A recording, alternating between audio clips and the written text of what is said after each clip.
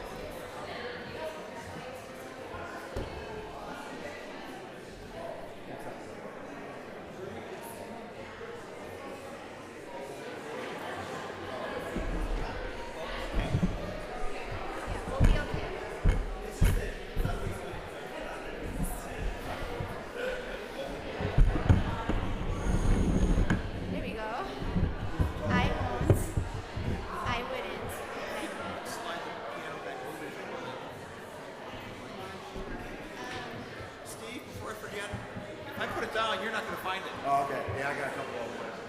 It's in that back room. I didn't see it.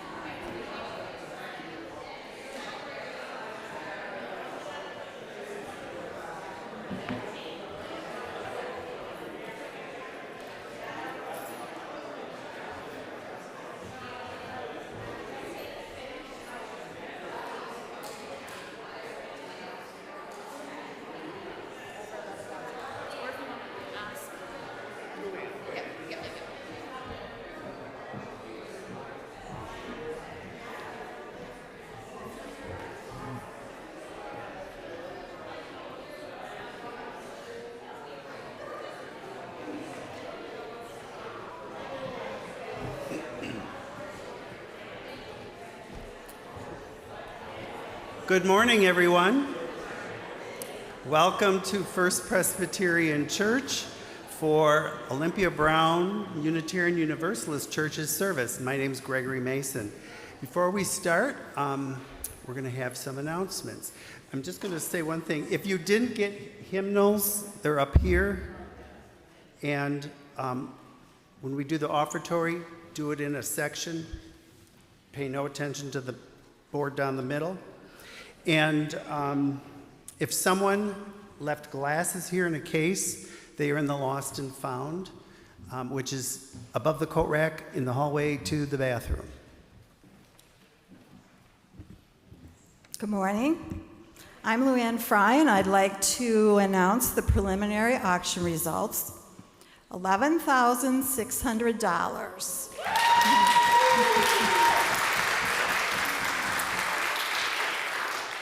So a huge thank you to all the donors and bidders. This is your doing. And many of the donors were also bidders, so a special double thank you to those folks.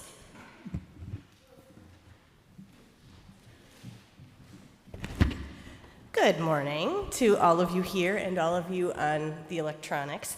I'm Abby Summer. I am your current script coordinator. I just wanted to clarify a little bit. There were some changes that you saw come out in the Unifier this week. Today, 5 p.m. is the last physical paper order drop-off. It needs to be in the drop box at the annex today. Brenda will pick it up at 5 or very slightly after. Nothing else after that. With everything going on, there is not going to be any deliveries of physical cards over the summer. We're not going to UPS, sorting them out, putting them in envelopes, picking them up off my porch, seeing me on Sunday, drop off, none of that. If you have an electronic account, you can help yourself to ordering any reloadables you already have. You may print off any electronic ones that you can use immediately from your printer, or if you need something that only has a physical card still, because not all of them do, you are welcome to order that, but have it shipped to your house, because I will not be putting the orders through for physical cards over the summer. So today is the last day for that. If you have questions, find me, call me, text me, email me. If you're one of my regulars, I'm planning on sending out an additional email with a little bit more information later on today. But any questions, find me. And if anybody feels like being the script person, let me know, because we're going to be talking about that at the end of the summer into the fall. Thank you. Thank you to the many, about 66% of you, who have already responded to our 23-24 pledge drive, Setting the Table. For those that have not yet responded, links are in today's email. Please get them in at your earliest convenience so we can plan for next year. Offertory outreach applications are being accepted through May 31st. Please share the application form, the link is in today's email, with organizations interested in being our offertory outreach recipient for the next application cycle. The 8th Principal Committee is planning a field trip next month on June 3rd to the Milwaukee Art Museum to see the exhibit called Native America in Translation. Contact Shirley Reynolds by June 1st to sign up or for more information. The next Date with Death Club meeting will be a brunch get-together in person at 10:30 a.m. on June 2nd to discuss planning your own service brunch. And will that be here? It will be here. Due to illness, the May 3rd program with Matt Rothschild has been rescheduled for June 14th at 7 p.m. The program, sponsored by the Racine Coalition for Peace and Justice, it will be held here. Contact Shirley again for more information. On June 15th, the 8th Principal Committee is hosting a field trip to visit the Wisconsin Black Holocaust Museum and the Wisconsin Black Historical Society. Funding for this trip is made possible by the OBUUC Endowment Fund, which will cover museum admissions, lunches, and gas expenses. Contact Roseanne Mason to sign up or for more information. If you have digital pictures from Reverend Danielle's installation service and reception, please share them for our archive. Instructions on how to do that are in today's email. We will continue to meet here at First Presbyterian Church. There have been both challenges and opportunities in this transition. Please see Reverend Danielle's note in the email with opportunities as to how you can help with this. And there are also opportunities to help with our food pantry across the street. We are so glad to be able to be together in person for our services and coffee hour in Erman Hall through there with coffee and goodies. Please contact me to volunteer to bring goodies and or do cleanup. All upcoming dates are available, so you have your pick. First Presbyterian invites us to stop downstairs in the dining room after our service for community and Cuban sandwiches, to eat now or to take home. Just make a donation. For more information and details about these announcements, along with others, please see your weekly emails. For those joining us on YouTube, please log into Zoom after the service for Joys and Concerns, followed by coffee hour. The link is in today's email.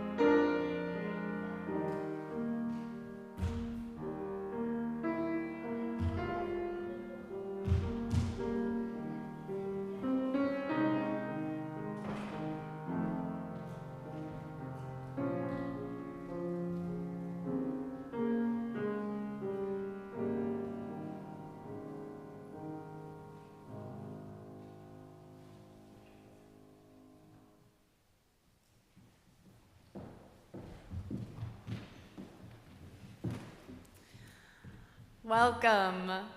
Welcome to Olympia Brown Unitarian Universalist Church. I am the Reverend Danielle Lindstrom. My pronouns are she, hers, and it is good to be together. I would like to welcome and thank Mark Ewert, who is coming to us from Stewardship for Us, who has led this phenomenal weekend. Thank you so much, Mark.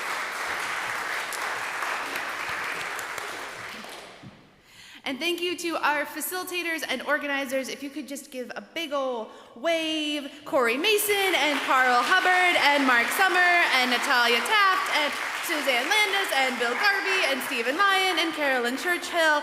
Thank you for all of your efforts in making this work possible. At the center of Unitarian Universalism, we draw from our heritages of freedom, reason, hope, courage, building on the foundation of love. We are held by love at the center of this faith. Ugh. at the center of this faith. We work to build multicultural, beloved communities where all thrive. We covenant to dismantle racism and oppression. We celebrate that we are all sacred beings. We are all sacred beings. You are welcome here. This is one of the promises of our faith tradition. All of who we are is welcome in our co-created and shared sacred space. It is good to be together.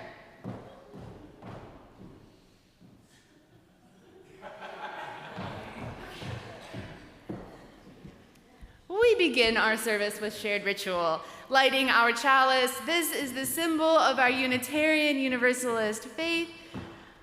Lila is lighting our chalice for us, and these words by Reverend Sharon Wiley.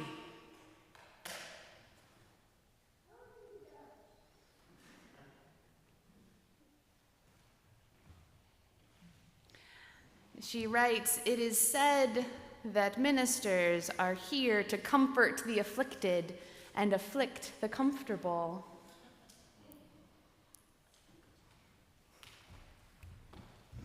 She writes, "It is said that ministers are here to comfort the afflicted and afflict the comfortable." I say, she writes, we are all afflicted and we are all comfortable. May our time together this morning be a comfort and a confrontation. May we here find peace in these times of tumult. May we invite tumult into lives of peace. May here we find calm in times of restlessness. May we here allow restlessness to evolve into action. Let this be the place where you consider what you've never considered. Let this be the place you imagine for yourselves, for us, something new and unimaginable. May this hour bring dreams of new ways of being into our world. Come, let us worship together. I invite you now to rise in body, spirit, join in singing hymn 1064, Blue Boat Home.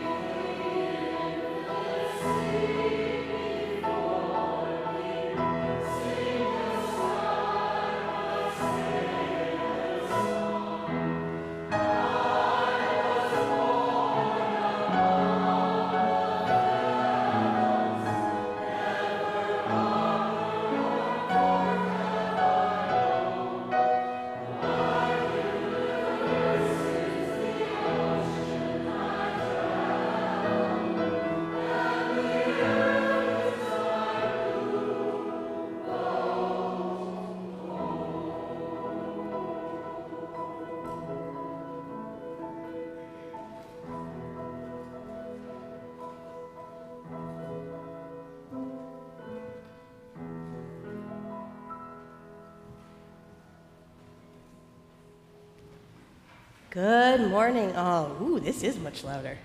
I'm going to call all those young and young at heart to come on up for an absolutely amazing story today. And I'm going to ask for all the smaller people to sit down here. And I'm going to stand because we don't have our screen this morning, and the pictures in this book are kind of fun. So grown-ups, I'm going to do the best I can for you. And I'm going to go like this, across. Okay? All right, so I have to say I'm a little bit excited about reading this one today because this is probably one of my favorite children's authors in the whole wide world. He's the author and the illustrator of this book, and his name is Mo Willems. Anybody out there know Mo Willems? If your hand is not up, it should be. This is worth it for all you grown-ups to go out and look for this guy. He does the pigeon books, like Don't Let the Pigeon Drive the Bus. He does Piggy and Gerald. He does Knuffle Bunny. They all have wonderful lessons in a very humorous way. But today, we're going to read about one of my very favorites, Naked Mole Rat. Naked mole rats are actually a real animal in the world, and they really don't wear clothes because they're an animal, right? But in this book, naked mole rat gets dressed. Right? It kind of causes a scandal. And I'm going to warn you guys, it is a little silly. It is totally okay to laugh at this one. All right, ready? Sign right away says, no shirt, no shoes, no service. We've seen those signs before.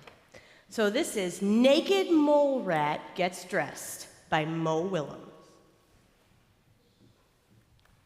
I hear giggles already from my own kids. They know this one. There is so much to learn about the fascinating little creatures known as naked mole rats. But for this story, you only need to know 3 things. 1, they are a little bit rat. 2, they are a little bit mole. 3, they are all naked. Well, they were. Except for one exception. You can see there's this teeny little guy coming in going, look! Wilbur, the naked mole rat who got dressed. Hello. When the other naked mole rats saw him, they said, ew! Yuck! And, what are you doing? I like clothes, replied Wilbur. When I get dressed, I can be fancy, or funny, or cool, or I can just be an astronaut. When the others heard that, they said, ew, yuck. If you like clothes so much, why don't you open up a clothes store or something? Naked mole rats can be a little sarcastic. But Wilbur thought that was a great idea. You can see here is his clothes store. It says, fun, warmer, try it, sale. Okay. The other naked mole rats did not think it was a good idea. They brought Wilbur to the giant portrait of Grandpa, the oldest, greatest, and most naked mole rat ever. Look at the picture, they demanded. Look at his heroic face. Look at his regal bearing. Look at his total lack of clothing. Grandpa did look heroic. Grandpa did look regal. But he would also look heroic and regal in a casual shirt and some nice summer slacks, said Wilbur. Ugh, said the other naked mole rats. Don't you get it? Naked mole rats don't wear clothes. They're really emphatic about that part. Why not? Asked Wilbur. Something had to be done. Look at them all going away, going.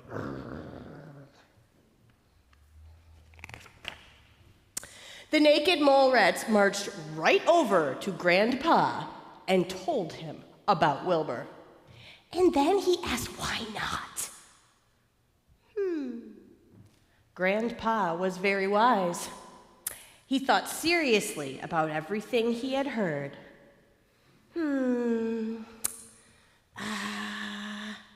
Then he thought some more. And finally he said in a heroic, regal voice, "Gather the colony. I shall make a proclamation."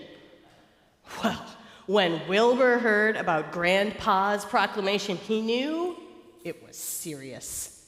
A proclamation! A proclamation! A proclamation! They're all excited, and Wilbur is like, uh-oh. Now, let's do a quick vote. Thumbs up, is Grandpa gonna say Wilbur's cool to wear clothes? Thumbs down, Grandpa is gonna say he's not cool to wear clothes. Grown-ups, you can vote too. What do we think? Yes, no, I see some sideways thumbs for people going, I'm not sure how this is going yet. All right, thumbs down, here comes the big ending, ready? Wilbur had no idea what to wear. So look at all the things he's trying on here. I'm gonna do a good long cross here. I mean, this is a big event. This is a proclamation. He needs an outfit, right? In the end, he decided to play it safe. And if you can see, he's only wearing what? Socks. That's it. He just put on one pair of socks. They are, however, blue socks with green heels and toes, so they got a little flair. Maybe not safe enough. Ooh, when he gets there, everybody's looking at him. Others were so busy looking at Wilbur's socks that nobody noticed Grandpa enter until he cleared his throat and proclaimed, "Fellow naked mole rats, I had never worn clothes until I heard Wilbur's simple question, why not? Why not indeed? Do clothes hurt anyone? No. Are they fun? Well, they may not be fun for everyone, but this old naked mole rat wishes he had tried getting dressed earlier." Then Grandpa complimented Wilbur on his socks.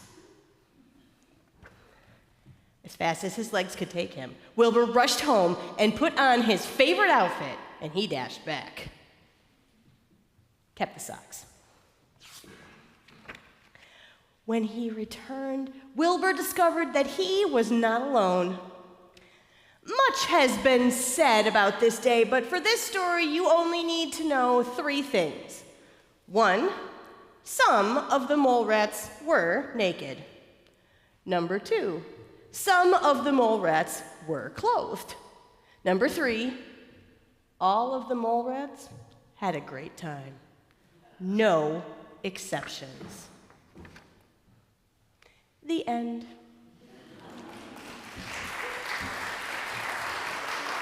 There's Wilbur with his clothes shop. So a lot to think on about that one. We're going to go upstairs and talk about it a little bit more. All right, so let's stand up and do our blessing.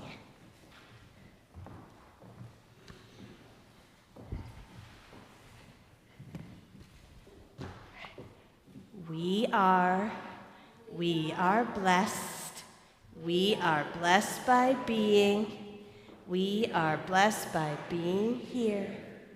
We are blessed by being here together. Our children's dedication song in your pew packets. We hold you in our love and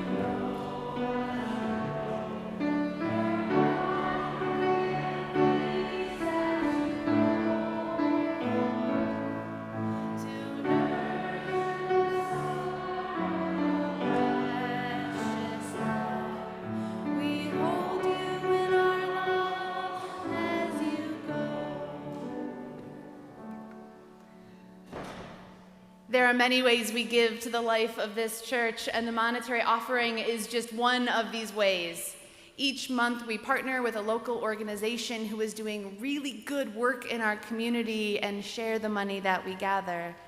Our partner for May is the Janet Payne Children's Scholarship Fund. And this is a scholarship to help young adults as they leave the foster care system. Thank you all again for your continued generosity and support.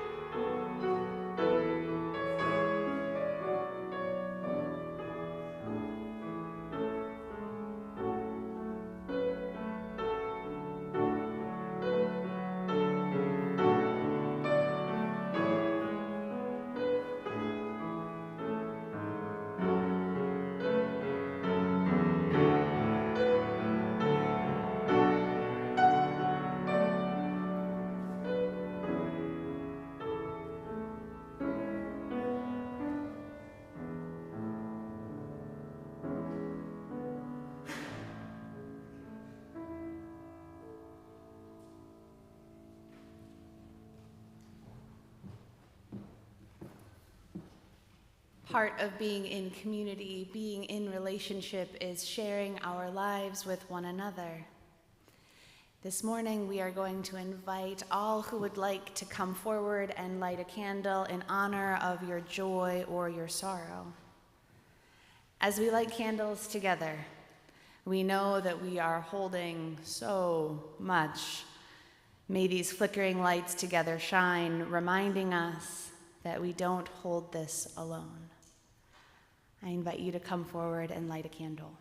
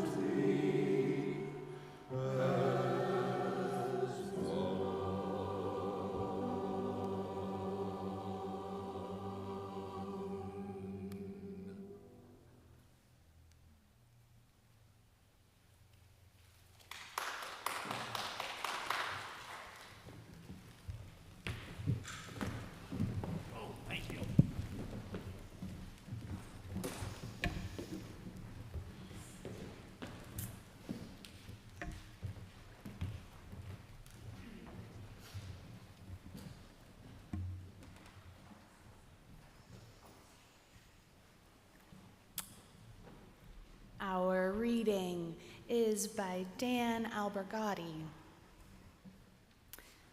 Things to do in the belly of a whale. Measure the walls, count the ribs, notch the long days, look up for the blue sky through the spout, make small fires with the broken hulls of fishing boats, practice smoke signals, call old friends, listen for the echoes of distant voices, organize your calendar, dream of the beach, look each way for the dim glow of light, work on your reports, review each of your life's 10 million choices, endure moments of self-loathing, find evidence of those before you, destroy it. Try to be very quiet. Listen for the sound of gears and moving water. Listen for the sound of your heart.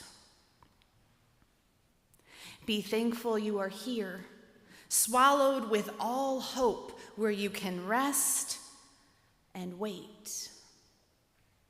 Be nostalgic. Think of all the things you did and could have done. Remember treading water in the center of the still night sea, your toes pointing again and again down, down into the black depths. Things to do in the belly of a whale. So ends our reading. Jonah was running away. Jonah was running away. God asked him to travel to Nineveh, and this was a great city. But they were doing terrible things, and God asked Jonah to speak to them. The message came with the understanding that if they did not change, the inhabitants may perish. Sure, said Jonah. Then he immediately finds the first boat sailing to Tarshish, not to Nineveh. Jonah was running away. Perhaps a fight or flight moment, confronting these people, speaking to change their ways to an entire city, or running away and hoping for the best. Jonah set sail, and not long after, a mighty storm began to rock the boat. The crew threw the cargo into sea, hoping a lighter load would settle the ship. When that didn't work, the sailors began trying to figure out who was responsible for this misfortune. Was it you? Maybe it was you? Was it you? All the while, Jonah is somehow sleeping in the bottom of the ship. The captain woke him up, brought him up, and the sailors questioned him. It didn't take long before they realized it was Jonah who had caused the storm. Jonah told them to throw him overboard, and as he hit the water, the sea quieted. Jonah didn't run away this time. There was nowhere to run, only to think about what brought him to this moment, to this time. As he floated in the open water, a large fish came and swallowed him up. Things to do in the belly of a whale. Be thankful you are here, swallowed with all hope, where you can rest and wait. Rabbi Amy Perlin reflects on the 3 days and 3 nights that Jonah spent in the belly of the whale. She writes, this time was not nothing, nor nothingness. This became a time for reflection, to confront his fears and to hope for what's next. Jonah prayed, and after 3 days, the fish spewed Jonah out onto dry land. Rabbi Perlin offers the message that we are all Jonah, At times, like Jonah, we run away. Like Jonah, we feel we are swallowed up and spit back out. The weight of the world feels heavy on our shoulders, and like Jonah, sometimes we feel completely alone, or that it's all for naught. So why not find a ship, go on vacation, sail away from it all? When I think about this story and what I knew of it growing up, I remember being swallowed by the whale and the spit out part. But there's this middle space in the belly that provides an unexpected opportunity. It is a liminal space. Richard Rohr, a Franciscan priest, describes liminal space as a unique position where human beings hate to be. Where human beings hate to be, but where the biblical God is always leading them. It is when you have left the tried and true, but have not yet been able to replace it with anything else. It is when you are finally out of the way. It is when you are between your old comfort zone and any possible new answer. If you are not trained in how to entrust and wait, you will run. Anything to flee this terrible cloud of unknowing. An uncertain transition from where you have been to where you are going. And we feel this throughout our lives. After the death, the loss of a loved one. Moving somewhere between here and there. Graduations, divorce, illness, the sense of regathering and making meaning. We collectively experienced it and are still experiencing it during COVID. Everything we knew and understood about what it meant to be a community, to be together, changed drastically. And we're still processing what that means. We're still processing what we have learned, what we have lost, how we have changed, and how we will continue to change. Susan Beaumont is a consultant and spiritual director who encourages congregations to tend to, rather than power through, liminal spaces. Tend to, rather than power through. How do we approach this time with curiosity and wonder? How do we approach this cloud of unknowing? One way is to do some narrative work. She explains to share stories of who we are, who we have been, and who we hope to become. Yesterday, 70-ish people came to workshops here at First Presbyterian, and others who weren't able to attend filled out the survey, asking us to share deeply with one another our hopes, our dreams, our goals for the future of this church. We have 6 vision statements to share, each with a deep belief and hope for what the world could be, what the world could look like, because we're here. A vision for what the world could be and goals to make that happen. And through this, we are offered an opportunity for transformation from the book, Transforming Conflict, The Blessings of Congregational Turmoil. It's a real book. The Blessings of Congregational Turmoil by Teresa Cooley. Transformation. Transformation is not work for the faint of heart. It requires learning skills that will not come naturally to us at first. It requires us to find practices that will help quell our panic and hold us in a deeper place of knowing and learning. The challenges that lay before us will either wreak havoc in our religious communities, or they will help strengthen our courage and our resolve to find a new way of being in the world. Continues, what else is religious community for, other than to nurture us as individuals and collectively as congregations to meet the cultural challenges that threaten to undermine the very fabric of society? Transformation. This is not work for the faint of heart. Things to do in the belly of a whale. Create vision statements. Explore what we are to do based on who we are called to be. Reflect and share with one another regularly. At least we are in the belly together, and there's room for a piano. Wonder what will happen when we are spat out and hope that it's on dry land. Practice gratitude.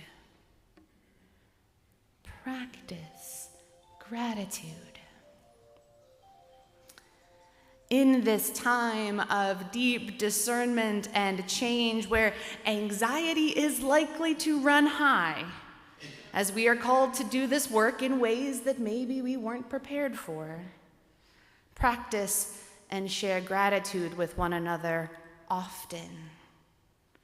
We have the opportunity to live into this we moment. It isn't always comfortable in the belly of a whale. Liminal space isn't easy.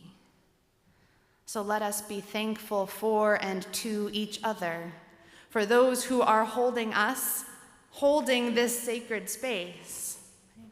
Continuing to make this home, because it is home so long as we are together, doing our best to live into our covenant with one another, practice and share gratitude. Be thankful you are here, swallowed with all hope. And what does hope ask of us in the belly of a whale? In this liminal space, in this opportunity that is deep unknowing. When starting this vision process, a member asked if I was optimistic about the outcome.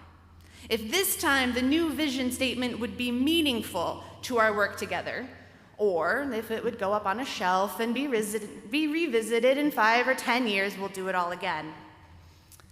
And I was reminded of a joke from Reverend Meg Riley. 2 identical twins are presented on their birthday with a large room full of horse manure. The pessimist cries out, "Horse manure! Ah, I should have expected this." And they sink to the floor and begin to cry. The optimist, though, sticks both hands into the pile and begins digging.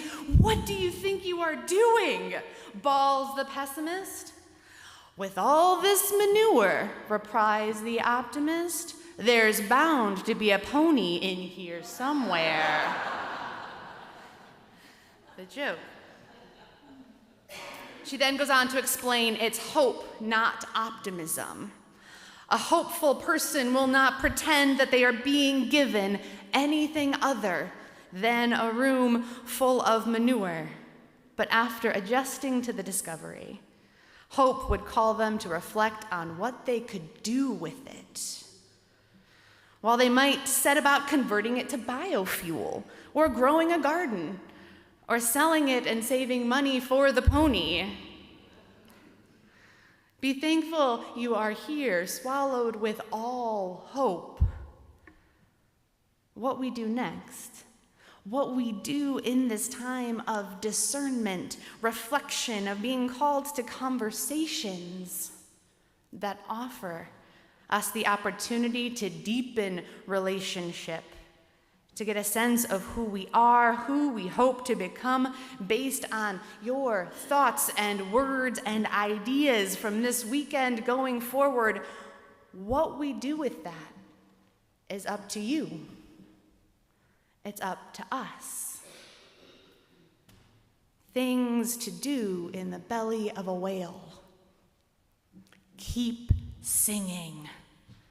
I give thanks to the waves upholding me.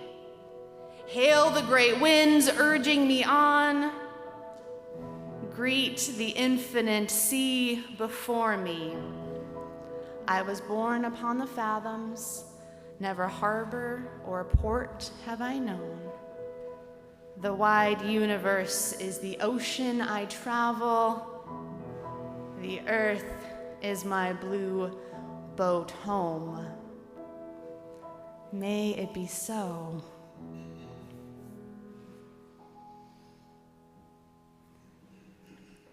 I invite you to take a big, deep breath with me.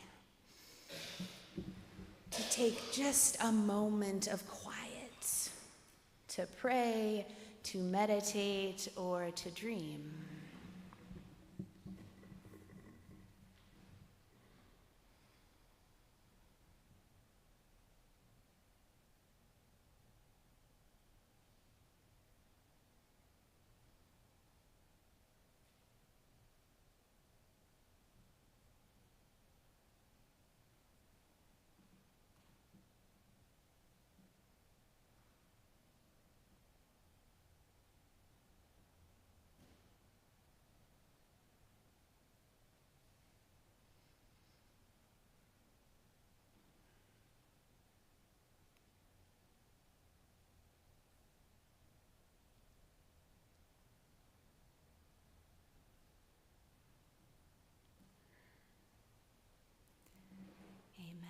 Blessed be.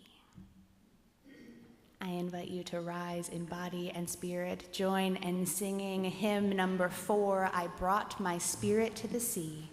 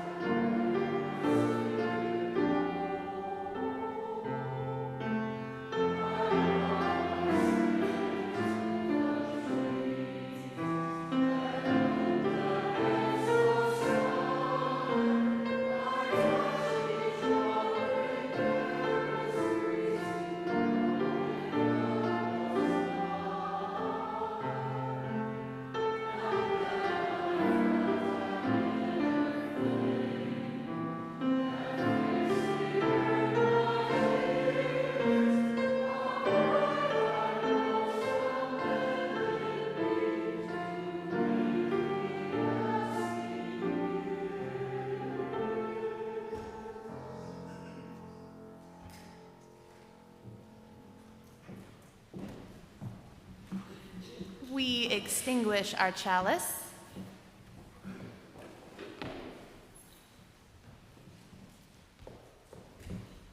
But not the light of this community. That light cannot be extinguished, for it lives in each of us, reminding us we are connected, held always in a larger love. Our worship is over, our service begins, our choir gathers. It is good to be together. It is good to be together. May we be well, may all be well. maybe go forth and do good in this world until we return again.